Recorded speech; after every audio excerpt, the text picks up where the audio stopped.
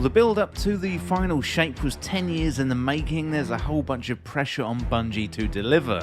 The final shape has been out for a few days now, and I've been through the campaign on Legend difficulty, and today I'm going to let you know my thoughts on the campaign and whether Bungie managed to stick the landing of the Light vs Darkness saga in Destiny 2. Well, if you enjoyed the video, then subscribe for more Destiny 2 content. Plus also you can like the video and turn on notifications to never miss an update from Endgame Express. First of all, before going into the review, we do have to clock the server issues that plagued day 1. So I did manage to play one mission on the first day of release, that was on the 4th of June, but the server issues then kicked in. I just couldn't play anymore, so I logged off and tried again the next morning. After a full day's play and working through the campaign on Legend through Fireteam Finder, I'm ready to give my thoughts on the Final Shape campaign. Well, before we go any further, I want to give you the obligatory spoiler warning. In the first part of this video, I'm going to go through some light spoilers about the campaign. I'm going to talk about the campaign, how I felt, what did I think about the Pale Heart the Traveller, what did I think about the story, what did I think about Prismatic, things like that. But then in the latter part of the video, I'm going to go into major spoilers. So do be aware, this is your spoiler warning, and if you're still with me, then enjoy the video. Well, the Final Shape campaign, I am happy to say, is a huge return to form for Bungie. They're still licking their wounds from a lackluster campaign with Lightfall. Now the story is focused on the Vanguard and us trying to stop the Witness from enacting its plans to deliver the final shape on the universe. The campaign focused on each member of the Vanguard, so you've got Zavala, Ikora Rey, and the returning Cade 6. Plus also we've got some help from Crow as well, so each character has their time to shine, and the Pale Heart of the Traveller sets the scene beautifully for all of the action to play out. So the Pale Heart is built from the images in our mind, including the original Destiny 1 tower. We've got Zavala's old house where he lived with his wife, plus also other nostalgic locations from our 10-year journey in Destiny. While the campaign is relatively slow to get going, Bungie spends time telling us what the Final Shape is, not wanting to repeat the story errors of Lightfall and the Veil. We're teased throughout the campaign with Zavala potentially turning, given how grief-stricken this man is from losing his wife, and the Witness is there tempting him. So the campaign is really focused from the get-go. There's no leaving the campaign and going off to play Crucible or Gambit. You're focused on the job in hand.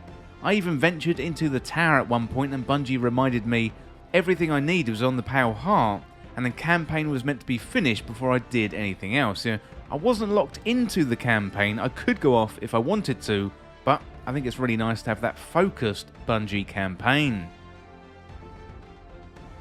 Nostalgia is really strong in the design. I'm a Destiny 2 fan, so I've been here for 10 years and I get all the references. I imagine if you're not a fan or new to the game, then these references are likely to go over your head. However, I don't think there's anything in here stopping you from enjoying yourself if you're a new player or a light or lapsed player. Now, while the campaign started slowly, it ramps up in the latter missions. So the bright, Pale Heart of the Traveller's environments change from being grassy and vibrant to the much darker with the pyramid structures. We move from our memories and the memories of the Vanguard to the Witness, and previous to the Final Shape, I hadn't really felt the threat from the Witness, but here in the campaign you can feel it, and it finally becomes an ominous enemy that can strike fear into the heart of the Vanguard. Prismatic is the new subclass of the expansion. I played it from the start and all throughout the campaign. So we're given a few aspects and fragments to make some builds, though we have to play through the post-campaign missions to unlock the whole package. I was playing through as a Warlock, so Void and Stasis was my focus. Then roughly halfway through the campaign you unlock your new Light super, mine was Solar, and it's a decent range super firing mini bursts at enemies. First impressions are really good. I like roaming supers and Solar has been strong for some time. Well, the combat encounters, they are definitely stronger through the back half of the campaign, especially with the final campaign mission which offers up a relatively complicated fight against an ogre and then the final boss against the Witness itself. So this is about as close to raid or dungeon mechanics you can get without alienating players, and on legend difficulty with LFG players, this one was fairly tough. I imagine if you go in there with friends or a regular fire team, then it probably would have been much easier.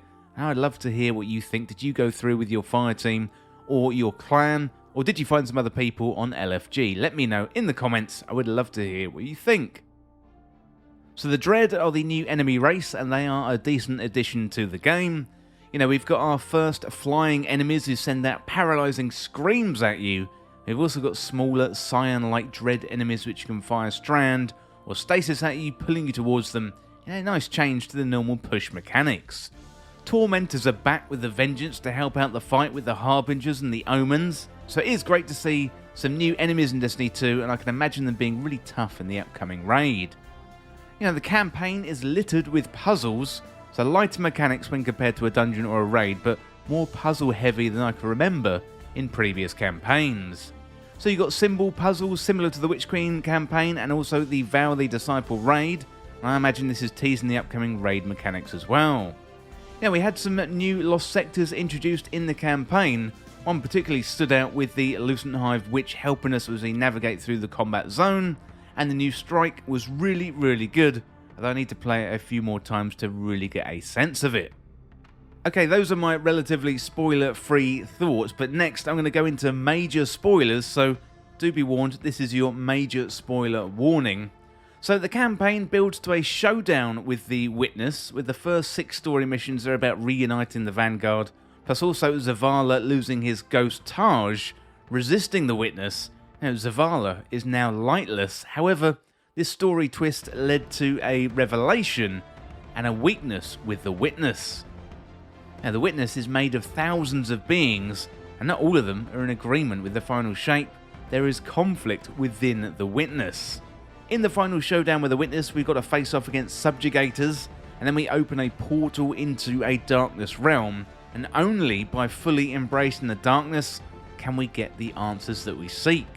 Now, one of the veiled statues says, "What was made in darkness can be unmade in darkness," and as we destroy these veiled statues, we can slowly whittle down the health of the Witness, removing its shield, and we are then joined by Zavala, Cade, Ikora, and Crow to help smash these statues, weakening the Witness for the upcoming raid showdown. And once we remove the shields, we then deal our first damage to the Witness ever. This is the first time we've dealt damage to our enemy, showing it can be defeated. We had such hope you would understand, but you choose entropy. You will revel in chaos, and in your wake there is only suffering, the Witness said. Well, the Witness then transforms into this monstrous version of itself as Zavala, Cade, Ikora, and Crow escape from its clutches in a fantastic final cutscene.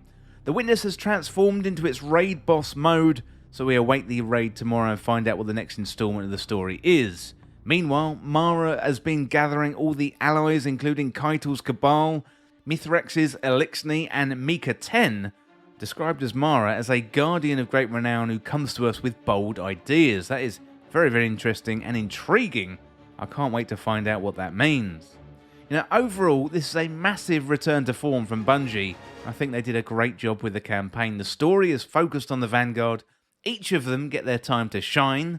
There's touching moments with Cade reuniting with Ikora and Zavala. Plus, in the back half of the campaign, things really ramp up with the combat. This is much better than Lightfall and Beyond Light as a campaign. Personally, I think it just about edges out the Witch Queen as the best campaign that we've had in Destiny 2. But this is only part 1 of the story. The remaining part is going to be throughout the Salvation's Edge raid, and then we're going to have the final story mission unlock after the raid, where I anticipate we're all going to have to get together to defeat the Witness. However, exactly how this is going to unfold, I don't know. But so far, I've really enjoyed the ride. Well, let me know down in the comments what you think about the campaign. I would love to hear what you think.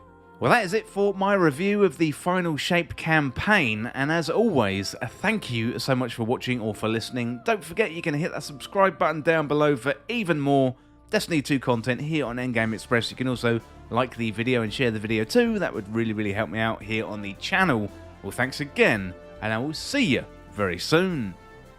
Well, thank you for watching that video, and today I'd like to talk about Endgame Express Backstage, the home of exclusive content for fans of Endgame Express. To join, simply join up through Patreon or the YouTube membership.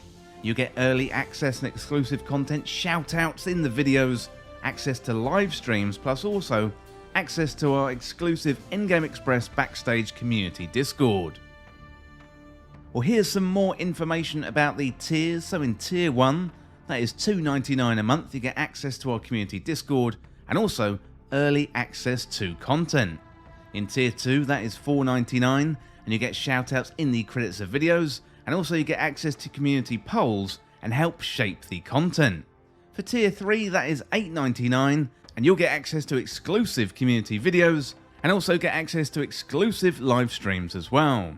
Well, the core content on Endgame Express is always going to be free, but if you want to go above and beyond and support Endgame Express, then all you need to do is get access to Endgame Express Backstage today through Patreon or YouTube membership. You know, Endgame Express is a one-man band right now, but I would love to expand into more games, podcasts, more channels, but to do that, I'm going to need your help to make this sustainable. And in return, I offer you some exclusive benefits and backstage-only content. Well, if you enjoy Endgame Express, then consider Endgame Express Backstage today. You can hit that membership button right down below, or you can find us on the Patreon links, and you'll find those links in the description. Well, thank you for listening, and thank you once again for watching, and I'll see you very soon.